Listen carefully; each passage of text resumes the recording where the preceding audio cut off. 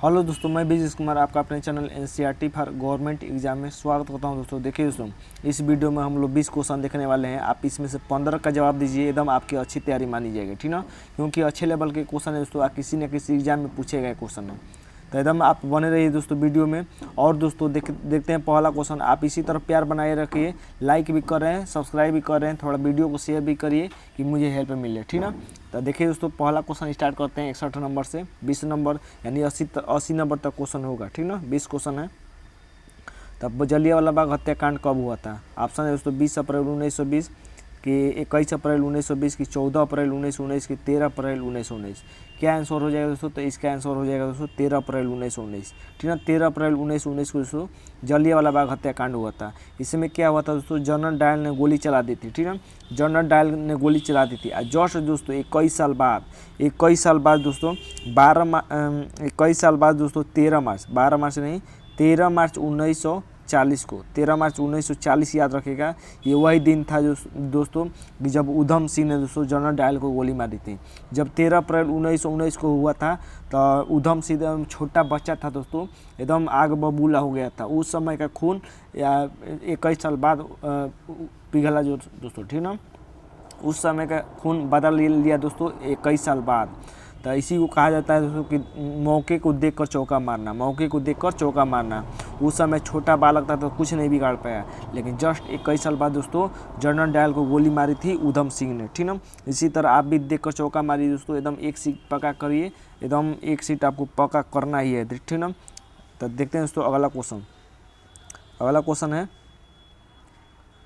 62 number question है कि नमक आंदोलन कहाँ से शुरू हुआ था? तो नमक आंदोलन कहाँ से शुरू होता है? ऑप्शन है डांडी, अहमदाबाद, चौरी चौरा कि बड़ौदा। क्या आंसर हो जाएगा दोस्तों? तो देखिए दोस्तों 62 का आंसर क्या हो जाएगा? तो देखिए 62 का आंसर तो ऑप्शन के हिसाब से डांडी हो जाएगा, लेकिन इसका असली आंसर होना चाहिए साबरमती। क्या होना चाहिए? साबरमती इसका आंसर असली होना चाहिए, ठीक ना। तो 62 का आंसर क्या हो जाएगा? ए हो जाएगा डांडी। अगर साबरमती नहीं है तो डांडी हो जाएगा। देखिए साबरमती आश्रम से 12 मार्च 1930 को दोस्तों नमक कानून तोड़ने के लिए गांधी जी ने निकला था दोस्तों। कितने अनुयायी थे उन लोगों के साथ? यानी 79 लोगों ने उनके साथ निकला था, ठीक ना। तो ये पूछा गया क्वेश्चन है कि कितने अनुयायी निकले थे नमक कानून तोड़ने के लिए? तो 79 लोग थे। जस्ट 24 दिन बाद, कितने दिन बाद? 24 दिन बाद दोस्तों ये नमक कानून तोड़ दिया गया 6 अप्रैल 1930 को। 6 अप्रैल 1930 के सभी क्वेश्चन याद रखेगा, किसी न किसी एग्जाम में पूछे गए हैं, ठीक ना। तो 6 अप्रैल 1930 को ये नमक कानून तोड़ दिया गया। तो अगला क्वेश्चन देखते हैं 63 नंबर क्वेश्चन है दोस्तों कि आचार्य विनोबा भावे निम्न से संबंधित है। आचार्य विनोबा भावे किससे से संबंधित है? ऑप्शन है कि RSS से, कि AGP से, कि सर्वोदय समाज से, कि ब्रह्म समाज से। क्या आंसर हो जाएगा दोस्तों? तो इसका आंसर हो जाएगा दोस्तों सर्वोदय समाज से, ठीक ना। सर्वोदय समाज से विनोबा भावे संबंधित हैं। विनोबा भावे ने ही दोस्तों भूदान आंदोलन चलाया था। कौन आंदोलन? भूदान आंदोलन चलाया था, याद रखिएगा, ठीक ना। भूदान आंदोलन किससे चलाया था? विनोबा भावे ने, ठीक ना। अगला क्वेश्चन देखते हैं ब्रह्म समाज की स्थापना किसने की थी? तो राजा राम मोहन राय ने, ये भी याद रखिएगा। तो अगला क्वेश्चन देते हैं 64 नंबर। अगला क्वेश्चन है कि करो या मरो का नारा किसने दिया था? करो या मरो का नारा किसने दिया था? तो ये तो आप बता देंगे। तो ऑप्शन है दोस्तों आपके पास जवाहरलाल नेहरू, महात्मा गांधी, सुभाष चंद्र बोस की जयप्रकाश नारायण। तो क्या आंसर हो जाएगा दोस्तों? तो इसका आंसर हो जाएगा महात्मा गांधी, ठीक ना। महात्मा गांधी ने दोस्तों करो या मारो का नारा दिया था, ठीक ना। ये कब दिया था दोस्तों? तो भारत छोड़ो आंदोलन के समय दिया था। भारत छोड़ो आंदोलन कब हुआ था? तो 8 अगस्त 1942 को हुआ था, और उसी समय दोस्तों करो या मरो का नारा दिया गया था, ठीक ना। अगला क्वेश्चन देखते हैं 65। महात्मा गांधी को सर्वप्रथम राष्ट्रपिता किसने कहा था? राष्ट्रपिता से किसने संबोधित किया था? ऑप्शन है नेहरू, पटेल, कि राजगोपालाचारी, कि सुभाष चंद्र बोस। क्या आंसर हो जाएगा दोस्तों इसका? तो इसका आंसर हो जाएगा दोस्तों सुभाष चंद्र बोस। सुभाष चंद्र बोस ने दोस्तों महात्मा गांधी को सर्वप्रथम राष्ट्रपिता कहा था, याद रखिएगा, महत्वपूर्ण है। और याद रखिएगा दोस्तों ये सी राजगोपालाचारी के बारे में याद रखिएगा कि अगर पूछे कि स्वतंत्र भारत के प्रथम भारतीय गवर्नर जनरल कौन थे? तो सी राजगोपालाचारी थे, ठीक है। तो 65 का आंसर आपका हो जाएगा डी, ठीक है, डी हो जाएगा इसका आंसर। अगला देखते हैं 66। इनमें से किन्होंने तीनों गोलमेज सम्मेलनों में भाग लेता था। तीनों गोलमेज सम्मेलन में किसने भाग लिया था? ऑप्शन है आपके पास कि बी आर अम्बेडकर, मदन मोहन मालवीय, सरदार वल्लभ भाई पटेल के आचार्य विनोबा भावे। किसी न किसी एग्जाम में पूछा गया, ठीक है। तो क्या आंसर हो जाएगा दोस्तों? तो इसका आंसर हो जाएगा भीमराव अम्बेडकर, यानी बी आर अम्बेडकर। भीमराव अम्बेडकर ने दोस्तों तीनों गोलमेज सम्मेलनों में भाग लिया था। कितने गोलमेज सम्मेलन हुए थे? तो 3 हुए थे। पहला कब हुआ था? 1930 में। दूसरा कब हुआ था? 1931 में। तीसरा हुआ था 1932 में, ठीक ना, 1932 में। और दूसरे गोलमेज सम्मेलन में दोस्तों महात्मा गांधी ने भाग लिया था कांग्रेस की ओर से। अगला देते हैं 67 नंबर दोस्तों। 67 नंबर है कि भारत की राजधानी किस वर्ष कलकत्ता से दिल्ली कर दी गई थी? ये तो कई बार एग्जाम में पूछा है। तो क्या आंसर हो जाएगा? तो ऑप्शन है 1901, 1906, 1910, 1911। क्या आंसर हो जाएगा?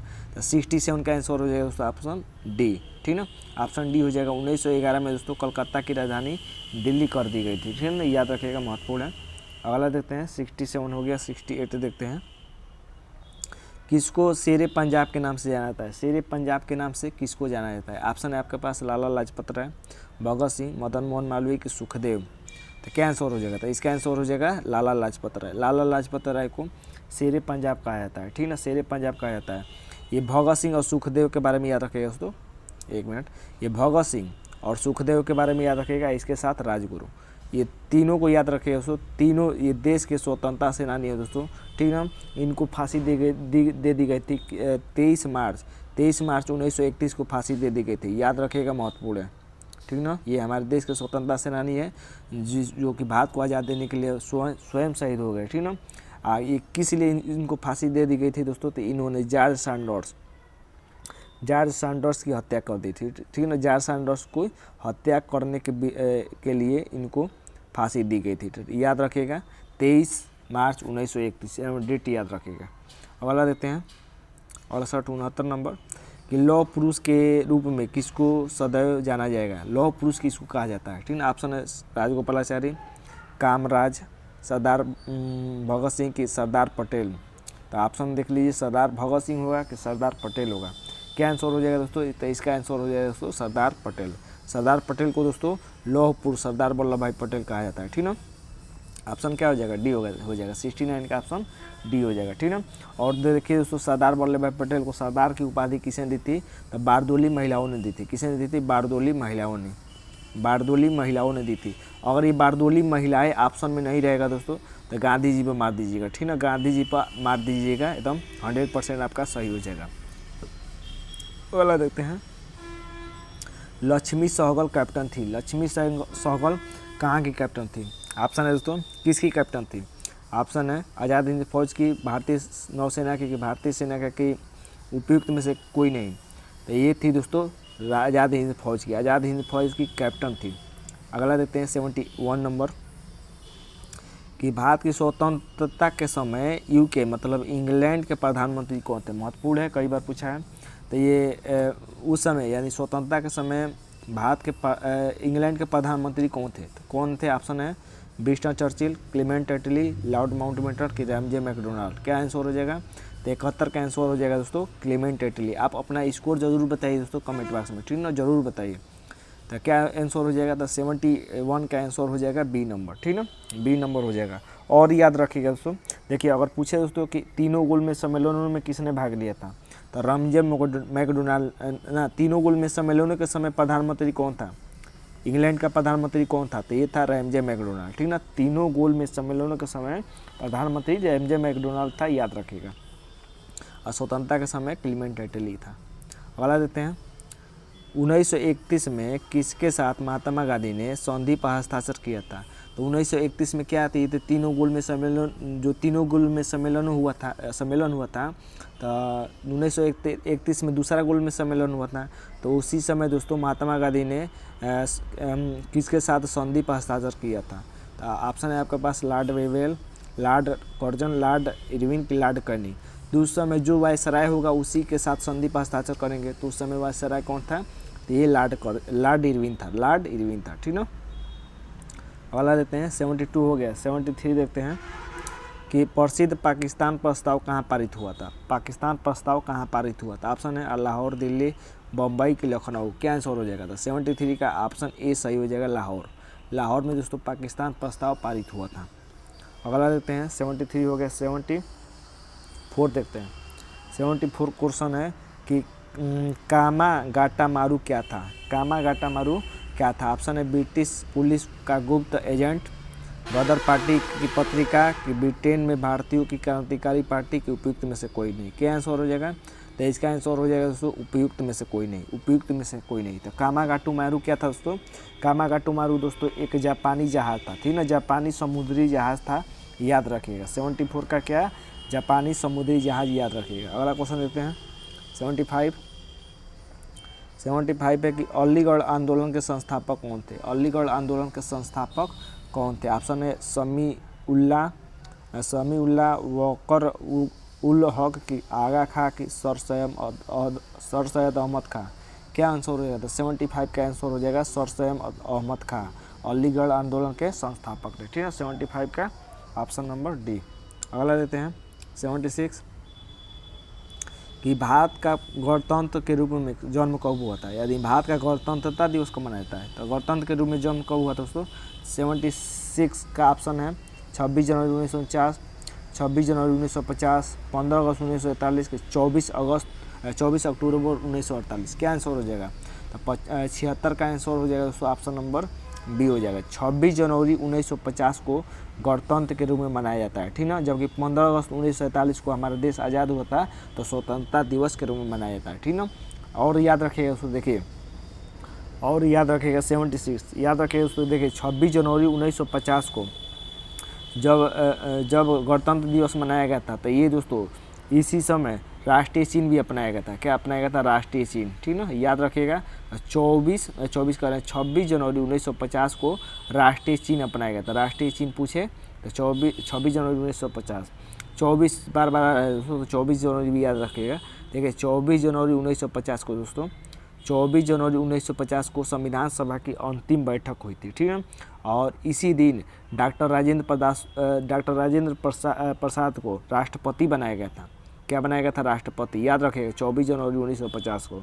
और राष्ट्रीय गान और राष्ट्रीय चिन्ह इसी दिन अपनाया गया था। राष्ट्रीय गान, नेशनल सॉन्ग और नेशनल एंथम, राष्ट्रीय गान और राष्ट्रीय चिन्ह, राष्ट्रीय गान और राष्ट्रीय गीत इसी दिन अपनाया गया था, ठीक ना।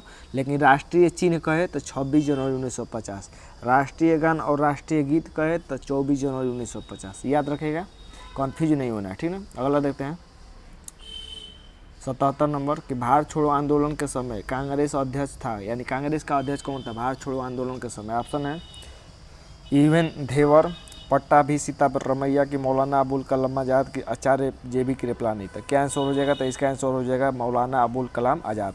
मौलाना अबुल कलाम आज़ाद दोस्तों भारत छोड़ो आंदोलन के समय कांग्रेस के अध्यक्ष थे। तो 77 का क्या आंसर हो जाएगा? ऑप्शन नंबर सी हो जाएगा। अगला देते हैं, ये कह रहा है कि कौन सुमेलित नहीं है, तो इसको मिलाइए, इसको गलती मत करिएगा, ठीक ना। ये बार बार मैं ले रहा हूँ प्रैक्टिस सेट, तो इसको जरूर ले रहा हूँ, ठीक ना। तो असहयोग आंदोलन कब हुआ था? असहयोग आंदोलन, भारत छोड़ो आंदोलन, सविनय आंदोलन, कि होम रूल आंदोलन। तो कौन सुमेलित नहीं है? देखिए असहयोग आंदोलन 1920, ये तो ठीक है। भारत छोड़ो आंदोलन 1942, ठीक है। सविनय आंदोलन 1930, ठीक है। होम रूल आंदोलन ये गलत है दोस्तों, ये गलत है। ये होम रूल आंदोलन कब हुआ था? 1916 में हुआ था। किसने किया था? तो बाल गंगाधर तिलक ने दोस्तों होम रूल लीग आंदोलन की शुरुआत की थी, ठीक ना, 1916 में, याद रखिएगा। अगला देते हैं 79 नंबर, बम का दर्शन यानी द फिलोसफी ऑफ बम शीर्षक से जारी दस्तावेज तैयार करने का श्रेय किसे प्राप्त था? तो किसे प्राप्त था दोस्तों? 79 का ऑप्शन है भगत सिंह, भगवती चरण बोहरा, सुखदेव की यशपाल। क्या आंसर हो जाएगा? तो इसका आंसर हो जाएगा भगवती चरण बोहरा हो जाएगा। 80 नंबर देखते हैं। 80 नंबर क्वेश्चन है कि निम्नलिखित में से कौन क्रांतिकारी इंडियन रिपब्लिक आर्मी से संबंधित था? ऑप्शन है सुखदेव, लोकनाथ बाउल, राजगुरु की रसफाकुल्ला खां। तो क्या आंसर हो जाएगा? तो इसका आंसर हो जाएगा, ये पूछा है कि इंडियन रिपब्लिक आर्मी, ठीक ना, तो ये हो जाएगा लोकनाथ बाउल। इनका ज़्यादा नाम नहीं मिलता है, ठीक ना। तो क्या आंसर हो जाएगा? 80 का बी नंबर हो जाएगा। तो उम्मीद करते हैं दोस्तों वीडियो अच्छा लगा होगा, ठीक ना। आप अपना कमेंट बॉक्स में ज़रूर बताइएगा कि स्कोर क्या किए हैं। बहुत लोग बता रहे हैं, आप भी ज़रूर बताइएगा, ठीक ना। तो आज के लिए बस इतना है दोस्तों, धन्यवाद दोस्तों।